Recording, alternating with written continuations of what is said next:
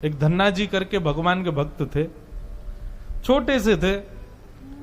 घर में संत आए, संत शालिग्राम भगवान की सेवा करते थे। अब धन्ना जी बैठ करके देखते थे और देखते ही बड़े खुश होते थे।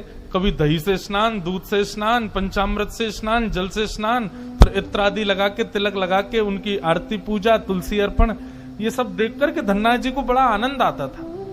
अब भले ही खेल के रूप में सही, धन्ना जी को बड़ा मन लगता था उसमें। कुछ दिन बाद संत जाने लगे तो धन्ना जी रोने लगे, बोले कि आप तो चले जाओ लेकिन अपने ठाकुर जी मुझको दे जाओ, उनकी सेवा मैं करूंगा।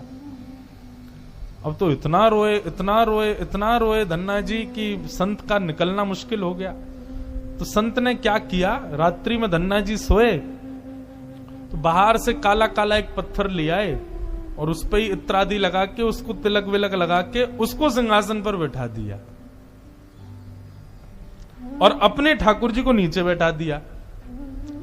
धन्ना जी सुबह बोले, संत जी आप मत जाओ, छोटे बालक। संत बोले, अच्छा देखो, अंदर आओ मंदिर में। मंदिर में गए तो बोले, देखो वो तो सिंहासन पर ठाकुर जी बैठे और नीचे हमारे ठाकुर जी बैठे, बताओ तुमको कौन से चाहिए। धन्ना जी बोले, मैं तो सिंहासन वाले लूंगा, बड़े वाले ठाकुर जी मेरे। बोले ठीक है, तो उनकी सेवा करो, अब हमको जाने दो। अपने शालिग्राम जी को लेकर के संत चले गए। अब धन्ना जी उस पत्थर की सेवा करते हैं, असली शालिग्राम तो संत अपने संग ले गए, लेकिन धन्ना जी इतने भाव से सेवा करते थे। महाराज लाल तिलक लगाने के लिए मां ने रोली नहीं दिलाई तो ईंट ले आए, ईंट को घिस करके उसी से लाल लाल रोली बना दी, वही लगाते। भोग धराने के लिए फल तोड़ लाते। मतलब सेवा की व्यवस्था नहीं होती थी तो धन्ना जी कैसे ना कैसे करके करते थे। छोटे से बालक हैं, खेल खेल में सेवा करते थे। बीच में संत किसी और के घर में आए तो धन्ना जी वहां जाके अपनी सब सेवा बताते, मैं ऐसे ऐसे करता हूं। संत बोले, भोग नहीं लगाते अपने ठाकुर जी का। बोले भोग, बोले तुमको भूख लगती है। बोले हाँ, ऐसे ठाकुर जी को भी भोग लगाना चाहिए ना। छोटे बालक को ऐसे ही समझा दिया। अब तो धन्ना जी ने मां से आज बढ़िया खिचड़ी बनवाई, कड़ी बनवाई, रोटी सब्जी बनवाई और भोग लगा के ले गए ठाकुर जी के पास। संत ने बताया था पर्दा करके भोग लगाना। पर्दा लगा दिया, भोग ठाकुर जी के सामने धर दिया। धन्ना जी बार बार पर्दे में से देखें, खा ही नहीं रहे, ठंडा हो जाएगा भोग। ठाकुर जी खा लो जल्दी से, देखो बढ़िया गरम गरम कड़ी लाया हूं और खिचड़ी बनाई, मैया ने घी डाला उस पर, पालो प्रेम से। बहुत देर हो गई, ठाकुर जी नहीं पाए तो धन्ना जी वहीं लेट गए। बोले आप नहीं पाओगे तो मैं भी नहीं पाऊंगा, मैं भी भूखा ही रहूंगा फिर। अब इतना सहज सरल प्रेम धन्ना जी का, भूखे प्यासे धन्ना जी पड़े हैं नीचे, छोटा सा बालक है, ठाकुर जी से देखा नहीं गया। इतने में ही महाराज लेट गए धन्ना जी, उनको चटकारों की आवाज आने लगी। चटकारे, जैसे कोई आदमी को ज्यादा स्वाद आए तो अपनी उंगलियां चाटता है ना, तो जब चट चट आवाज आती है चाटने पर, ऐसे चटकारों की आवाज आई। धन्ना जी बोले, ये चटकारे कहां से आ रहे हैं। जैसे ही पीछे देखा पर्दा खोल करके तो नन्हे से बाल गोपाल प्रकट हो गए हैं और धन्ना जी के सुंदर प्रसाद को स्वीकार कर रहे, पा रहे हैं। असली शालिग्राम नहीं थे धन्ना जी के, पत्थर की सेवा करते थे, लेकिन भाव और विश्वास इतना ठाकुर जी के प्रति, ठाकुर जी प्रकट हो गए।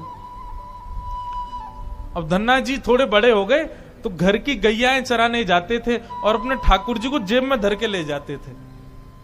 और गैया जब चरती थी तो पेड़ के नीचे बैठ के ठाकुर जी को निकाल लेते और कहते, ठाकुर जी अब कोई ना आए, प्रकट है जाओ। सो ठाकुर जी प्रकट हो जाते, धन्ना जी के साथ खूब लीला करते। एक दिन ठाकुर जी ने धन्ना जी से कहा, आज गाय चराने नहीं जाओगे। बोले आज हमारी बुआ जी आई हैं, घर में बहुत सारे मेहमान आए, आज हम नहीं जाएंगे। तो ठाकुर जी बोले, एक काम कर, गैयान को गांव से बाहर ले जा और मोकू भी बाहर पधराया, तेरी जगह आज गैया मैं चराया आऊंगा। तो यही होने लगा। अब थोड़ी दूर तक धन्ना जी जाते, उसके बाद ठाकुर जी को बाहर निकालते और ठाकुर जी प्रकट हो जाते, गैया चराने ठाकुर जी जाते। आज 11-12 साल हो गए वो संत आए जिनके शालिग्राम जी की सेवा थी। संत जैसे आए, धन्ना जी ने प्रणाम किया, जय हो मेरे गुरुदेव, गुरु जी के चरणों में प्रणाम। गुरु जी आपने ऐसे ठाकुर जी प्रदान किए, मेरा तो जीवन उत्सव हो गया। अच्छा, कहां है तुम्हारे ठाकुर जी, सेवा पूजा कैसी चल रही, अभी तक कर ही रहे हो? उनको लगी पत्थर है, बचपन में की होगी, अब तो बड़ा हो गया। कहां है तुम्हारे ठाकुर जी? बोले ठाकुर जी अभी नहीं है, ठाकुर जी तो गैया चराने गए। संत बोले मतलब? बोले हाँ, मैं कभी व्यस्त होता हूं तो मैं ठाकुर जी को गैयाओं के संग भेज देता हूं, ठाकुर जी गैया चराने जाते हैं। संत बोले पहले तो छोटा था, अब तो इतना बड़ा हो गया, ये अभी भी बचकानी बातें करता है। अरे लाला ऐसे मत बोला करो। वो नहीं नहीं, सच में ठाकुर जी गैया चराने गए।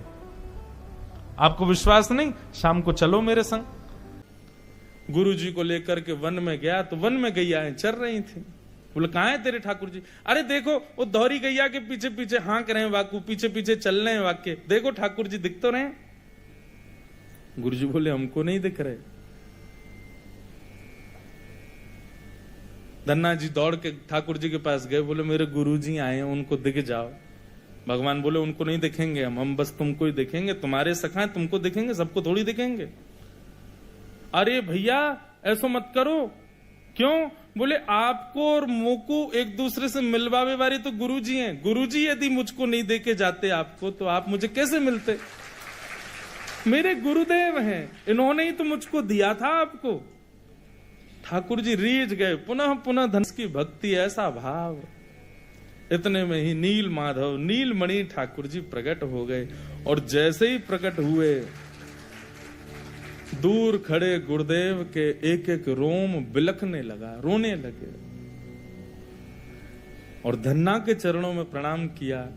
बोले हम सच्चे शालिग्राम से प्रकट नहीं कर पाए, तूने सामान्य पत्थर से प्रकट कर दिया ठाकुर जी को। हम अष्टयाम सेवा से प्रकट नहीं कर पाए, और तूने सामान्य पत्थर घिस घिस के तिलक लगा के प्रकट कर दिया ठाकुर जी को। हम 56 भोग पधरा करके ठाकुर जी को प्रकट नहीं कर पाए, तू बेसर की रोटी खवा के ठाकुर जी को चटकारे दिलवाता है। हम यहां ठाकुर जी से प्रार्थना करते हैं, कभी त्रिभंग लली से सीधे लली भी बन जाओ, न पूरे दिन यूं ही खड़े रहो, दर्द है जाते हो, हाथ में ने हाथ सीधे कर लो। तू ठाकुर जी से गैया चरवा रहा है अपनी। धन्य है धन्ना तेरी भक्ति को।